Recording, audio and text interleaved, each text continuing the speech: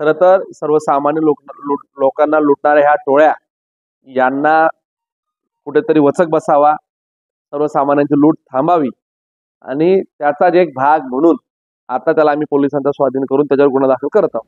तुम्ही इन्व्हॉल्व म्हणजे तुमच्या इन्व्हॉल्वमेंट शिवाय होऊ शकतं का? त्या पेट्यांच्या संदर्भात ऐकून घ्या.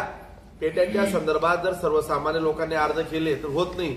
हे दलाल लोकांनी जे अर्ज, या दलालांनी जमा केलेले अर्ज हा आलेला आहे, याला पकडून आणला मी आता. किती लोकांचे पैसे घेतले रे तुले? 4-5 हे पा ऐकून घ्या, हा किती लोकांचं बोलतोय. इकडे इथं बस जरा, नाव सांग रे तुझं. किती लोकांचे पैसे घेतले तू? 4-5 जणांचे घेतले. 4-5 जणांचे. हा, किती किती रुपये घेतले? मी पारवाड्याचा कनेक्टर होतो. चंदू सोनवणेकडे जातो साहेब. चंदू सोनवणे म्हणून आहे, त्याच्याकडे जातो. चंदू सोनवणे म्हणून आहे, त्यांच्याकडे जातो साहेब. आम्हाला 100-200 गणेश सोनवणे नाही सर, चंदू सोनवणे आहे पारवाड्यातला, त्याच्याकडे आम्ही देतो ते कागद आणि तो पास करून आणून देतो. आम्हाला 100-200 रुपये भेटतात. आम्ही काम केलं सर.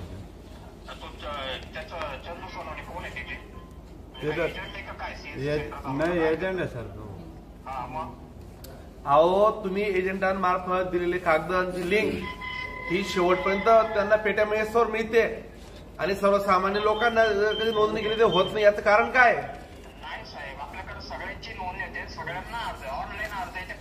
आता आम्ही आता पोलीस स्टेशनला जमा करतोय.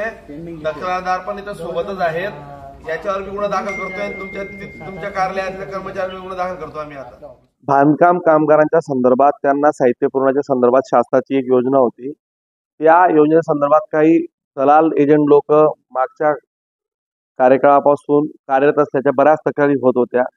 त्यामध्ये प्रत्यक्ष आज पाटणा गावाला एका दलालाने काही लोकांकडून पैसे घेताना त्याला आम्ही बाय हँड पकडलं. त्याला तिथल्या कार्यकर्त्यांनी इथं आणलं तर त्याने उपायुक्त यांच्याशी त्यांचं बोलणंही केल्यानंतर त्याने सांगितलं की मी काही लोकांकडून पैसे घेतलेत.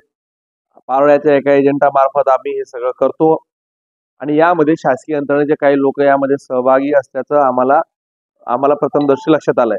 या संदर्भात त्याच्यावर आता गुन्हा दाखल करून या सिंडिकेटमधले सरकारी यंत्रणेतले काही अधिकारी, काही कर्मचारी आणि खालचे काही दलाल यांना सगळ्यांना हा गुन्हा आम्ही दाखल करायचं मी आता पोलिसांना सांगितलं.